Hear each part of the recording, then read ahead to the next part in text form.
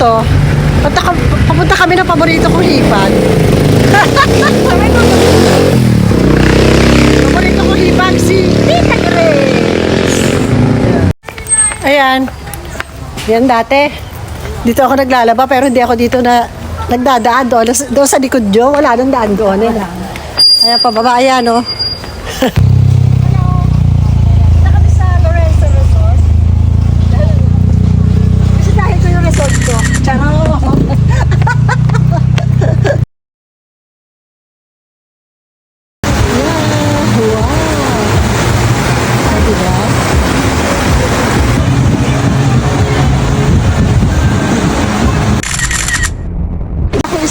Binan ako ng Facebook. Okay. Okay, ako dito ako sa cousin namin na may-ari ng Lorenzo Resort. Kung ako napunta dito sa Silipian, hindi ba hindi ako dadalaw dito. Alam na niya eh. Alam na digdi sa akin. Ay, punta tayo doon sa ano, baka dami ng bago. Yung mga BFF ko, pupunta tayo dito, promise. Ayan. Dito tayo sa Lorenzo Resort. Pinsan to ng asawa ko, yung may-ari nito. Yan, di ba? Okay. Ang ganda. Kakulay ko yung ano? Kakulay ko yung swimming pool. Di ba? Gusto ko lang pakita to sa aking mga BFF. Matutuwa sila rito.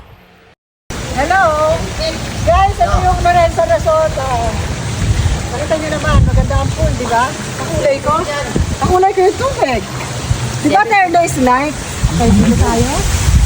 Oo, thank po. Napakalato. Ito sa mga pambata.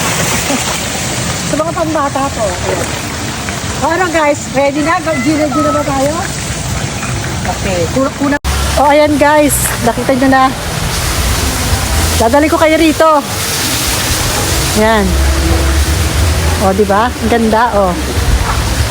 Kakulay ko yung swimming pool, kaya ako nag-blue para maging kakulay ko yung swimming pool. Tinernohan ko siya talaga. O, di ba?